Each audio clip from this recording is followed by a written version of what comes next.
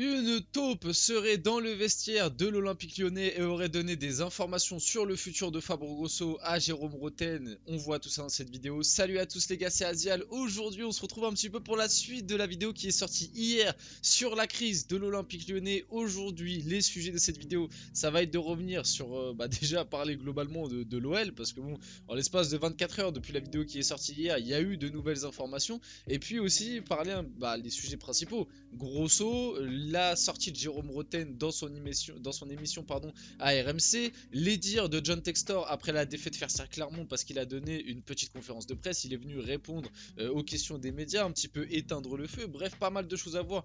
Côté lyonnais, en ce moment c'est assez compliqué, j'envoie toutes mes forces du côté des supporters lyonnais, c'est compliqué. C'est compliqué et même moi je le disais dans la vidéo d'hier, ça me fait un peu mal parce que même si je suis pas supporter lyonnais, moi je suis supporter parisien, donc voilà. Mais j'ai grandi avec voilà, un grand Olympique Lyonnais. J'ai connu la fin du Grand Lyon dans les années 2006-2007.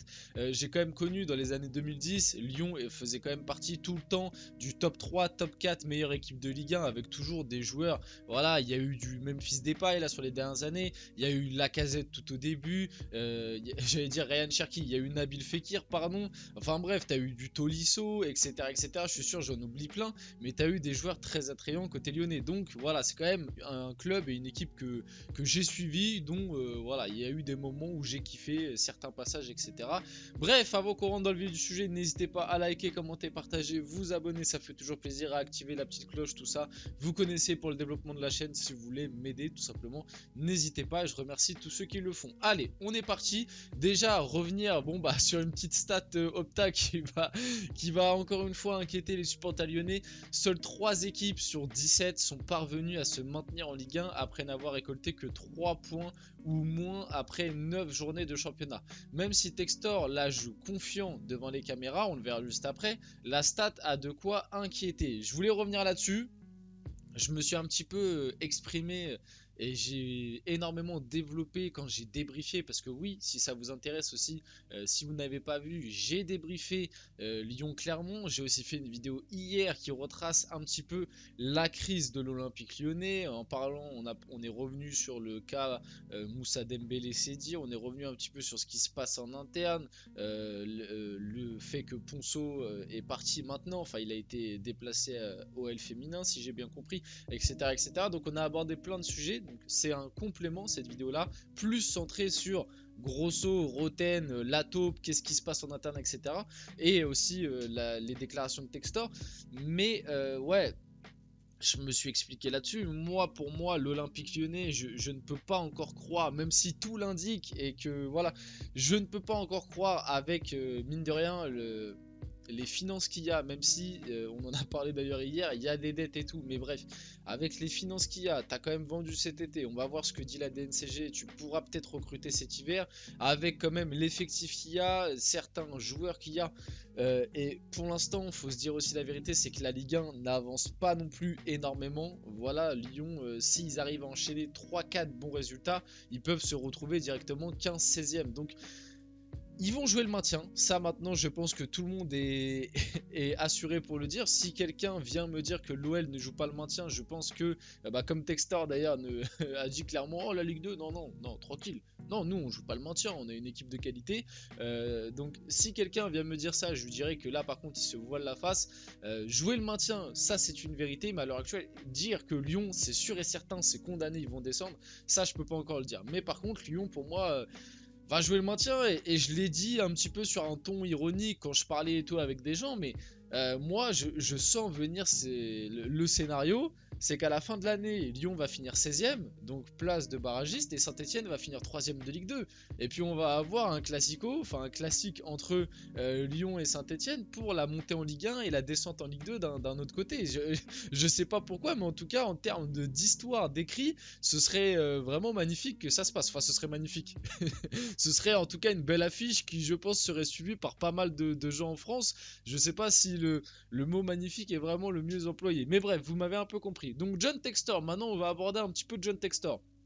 Alors, il a répondu à des questions et il a un petit peu parlé. Bien sûr que je me fais du souci, ici ça paraît fou, on parle de risque de relégation, pardon. Il n'y a pas de risque de relégation, mais on peut avoir une saison médiocre, ça c'est possible. Je crois en notre entraîneur, je crois en l'équipe, se faire du souci c'est pour quelqu'un d'autre. Nous ce qu'on doit faire c'est travailler. C'est vrai que pour l'instant on voit pas énormément de travail. Non mais sérieusement, et puis après on en reviendra, je sais pas si c'est juste après, mais revenir vite fait sur le petit sourire, voilà, quand on lui pose la question, oui, est-ce que vous êtes inquiet est-ce que vous êtes inquiet de possiblement descendre en Ligue 2, il se marre, il rigole, alors que son équipe est dernière de Ligue 1 avec 3 points, 0 victoire, pire attaque, pire défense du championnat. Alors j'en ai vu, et je vais reprendre un petit peu cette blague. Le gars se croit en MLS en fait, il croit qu'il n'y a pas de descente, il croit qu'il y a une draft à la fin de l'année qui va pouvoir récupérer Jude Bellingham, je sais pas, mais non mais faut arrêter de se voiler la face là. Comment tu peux dire que l'équipe ne risque pas la relégation, que on peut faire une... Déjà, qu'est-ce que lui il appelle une saison médiocre du coup? Faire une saison médiocre pour lui c'était viser quoi? 15e, 16e? Enfin, quelque chose comme ça. Pour moi, on peut avoir une saison médiocre. Oui, oui, tu l'as déjà ta saison médiocre. Et puis en plus de ça, tu risques la relégation. Faut arrêter de te voiler la face. Peut-être que le mercato d'hiver, si jamais la DNCG te libère, parce que pour l'instant c'est pas encore sûr, peut-être que tu pourras te renforcer. Encore que, faut voir qui est bien chaud pour venir à Lyon, parce qu'à l'heure actuelle c'est quand même compliqué d'accepter de venir à Lyon. Peut-être en prêt, tu peux relancer des gens ou quoi, mais voilà quoi, moi je trouve que la situation est très alarmante pour un mec qui vient, qui rigole devant la caméra. Non, la Ligue 2, mais non, tranquille. Non, non, là on va faire une saison médiocre, mais on va pas descendre. Il y a trop de qualité dans mon effectif, je trouve ça assez fou de se voiler la face. John Textor assure que l'OL n'a aucun risque d'être relégué à la fin de la saison. La Ligue 2, donc c'est ce que je vous disais juste avant, rire. Cette équipe ne court pas le risque d'une relégation, vous ne verrez pas cette qualité chez des gens qui descendent. Sur ça, en vrai, je suis d'accord avec lui. L'effectif lyonnais, en termes de qualité de joueur, on est très très loin des équipes qui jouent le maintien. Pour moi, cet effectif, c'est top 10 de Ligue 1. Mais normalement, cet effectif de Lyon à l'heure actuelle. Alors, les supporters lyonnais vont venir me dire oui, mais lui, il est nul. Oui, mais regarde, lui, il est nul. Oui, mais à ce poste-là, on n'a personne. Oui, mais. Ok, les gars, sur ça, je suis d'accord avec vous. L'effectif est loin d'être parfait. Pour moi, l'effectif, au début de la saison, je voyais pas Lyon jouer l'Europe. Je vous dis la vérité. Je voyais pas non plus Lyon jouer le maintien. Moi, j'imaginais Lyon top 10, quoi. Pour moi, Lyon, c'était top 10 avec leur effectif. Tu partais sur une nouvelle saison avec Laurent Blanc qui avait pas l'air chaud d'être là. En plus de ça, Textor arrêtait pas de remettre en question Laurent Blanc, justement. Textor arrêtait pas de... En plus, tu perds Barcola Loukeba. Textor qui avait annoncé qu'au mercato d'hiver, ça allait recruter. Voilà, moi, tout début de la saison, vraiment août-septembre, je m'étais dit...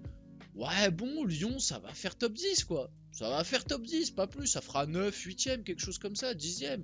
Donc ce sera une saison ratée, mais ce sera pas une saison catastrophique. Jouer le maintien, peut-être même descendre. Parce que bon, voilà, après, t'as tous les à côté. En interne, c'est aussi un petit peu le cataclysme. On en a parlé un peu plus longuement hier, mais bon, voilà. On ne regarde pas en bas, il a enchaîné, on regarde au-dessus. Quiconque voudrait parler de relégation répand juste de la peur des histoires. C'est un peu une blague, je ne prends pas ça au sérieux. L'équipe est trop bonne, les équipes qui descendent ne jouent pas comme ça. Personne n'est inquiet dans le vestiaire ni dans le staff. Alors franchement, je sais pas si c'est de la communication ou si c'est juste il se voile la face, mais à l'heure actuelle, venir affirmer ce genre de choses, je trouve ça quand même fou.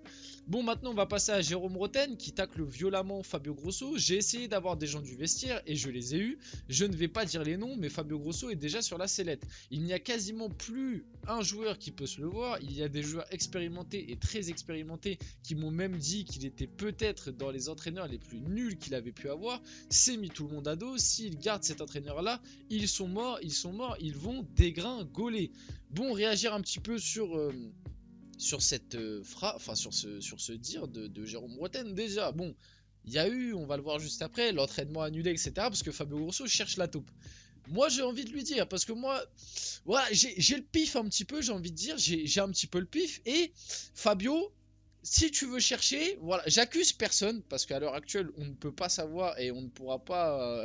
Je pense que ça va être quelque chose de très dur à déterminer si personne se décide à parler. Enfin, si aucun joueur de Lyon vient directement parler et dire oui, c'est moi, ou si Roten ne vient pas dire qui lui a dit ça, même si apparemment ça c'est pareil. J'ai vu que En fait, apparemment, c'est pas directement un joueur qui serait venu parler à Roten, c'est plus l'entourage d'un joueur. Donc déjà, c'est très différent, mais bref. Que ce soit Roten ou le joueur en question, si personne ne parle, en vrai, on saura jamais. Mais, moi, mon pif, c'est que ça se joue entre Cherki et comment il s'appelle, ça se joue entre Cherki et Lovren. Ça se joue entre Cherki et Lovren. Pourquoi? Parce qu'il y a plusieurs choses qui vont me dire ça. Cherki, pourquoi? Parce que Cherki et Grosso, ça se passe mal. Parce que Cherki, depuis que Grosso est là, joue très peu et très souvent quand même remis en question. La preuve, hein, le dernier match sorti à la mi-temps et tout. Et que Cherki, son entourage, on sait qu'il est proche du clan Mbappé. Et que du coup, Jérôme Roten est aussi lié au clan Mbappé. Donc c'est peut-être un chemin facile à trouver. Et que ça se trouve, c'est pas du tout ça.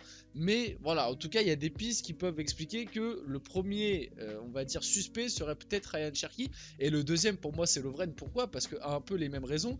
Déjà, là, comme Roten le dit dans son phrase, un joueur très expérimenté. Donc pour moi, Lovren, en termes de joueur très expérimenté, ça y répond. Et en même temps, Lovren, pardon, pareil, ça se passe très très mal avec Grosso, et en plus de ça, Lovren est pas bon et est aussi remis en question depuis le début, enfin depuis l'arrivée de Fabio Grosso.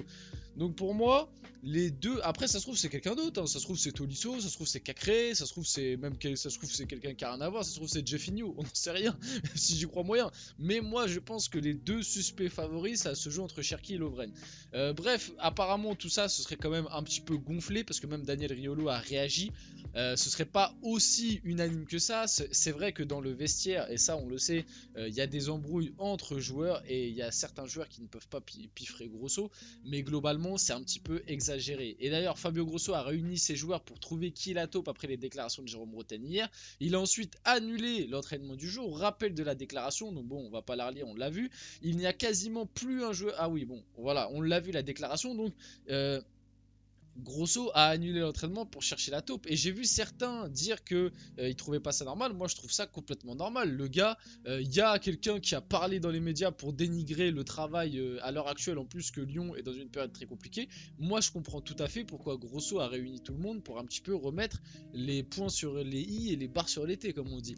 Et pour finir la vidéo, parce que c'est la dernière info, Jérôme Roten répond à Fabio Grosso: je suis très surpris que l'entraîneur décide de chercher la fameuse taupe. Quand tu rentres dans un vestiaire, tu sais que des choses peuvent sortir, tu ne sauras jamais qui a parlé, qui a dit quoi. C'est une perte de temps, tu prends beaucoup plus d'énergie à essayer de savoir qui a parlé plutôt que de mettre en place un plan sportif.